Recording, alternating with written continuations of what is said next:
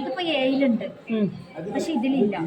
ഇതിലില്ലെങ്കിൽ A മാത്രമാണ്, അതായത് നെഗറ്റീവാണ്. ഇതിലുണ്ടെങ്കിലാണ് പോസിറ്റീവ്, ഇതിലില്ലെങ്കിൽ നെഗറ്റീവാണ്.